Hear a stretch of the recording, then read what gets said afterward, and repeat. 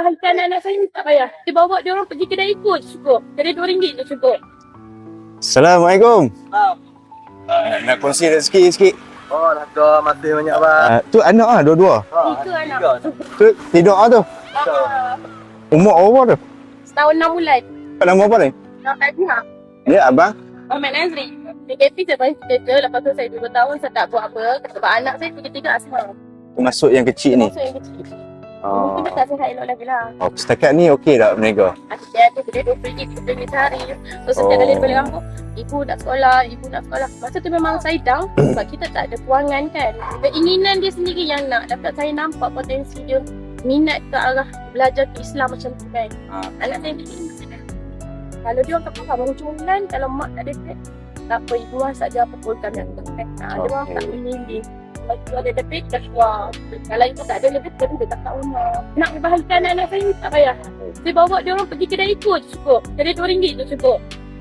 Pilih apa yang dia orang nak. Itu dah cukup membahagikan orang. Bawa pergi taman, itu je lah. Itu yang cukup membahagikan orang. Sebab dia orang pun ni, dia tak pernah nak minta benda yang mahal. Cukup, abang, jom pergi itu dah cukup membahagikan orang. Lokasi kedai ni kat mana? Kampung Batu 48 Bongo.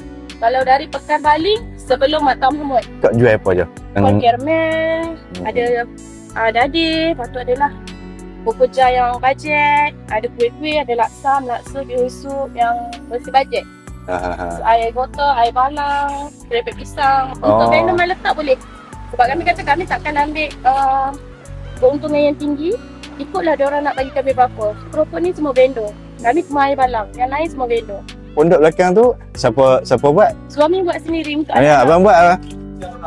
Cepat nak bagi anak tidur rehat-rehat noh. Sebelum ni duduk dalam kereta, tu saya ada kuah panas. Oh, sebelum ni duduk dalam kereta tu. Oh, dia tu pun duduk dalam kereta. Tu yang abang buat pondok ni Kami pergi minta dekat kedai Cina untuk pelet ni. Kami bagi lapik untuk anak-anak juga. Dan Cina tu pun alhamdulillah bagus. Oh ni buat daripada pellet ni. Lapik pellet, lapik tikar. Lepas ni. Lepas saya nak ramai lagi rakyat warga Bali support kami sebab kami ada jalankan COD untuk air nyok fresh. Air balang kami ada jalan COD sampai ke Pekan Baling hingga Kapal Lalang. Apa yang membuatkan kau terus buat hari ni? Saya buat niaga hari sebab anak-anak.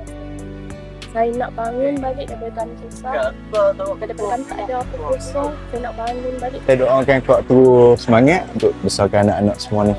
Semoga dipermudahkan segala urusan lah. Amin.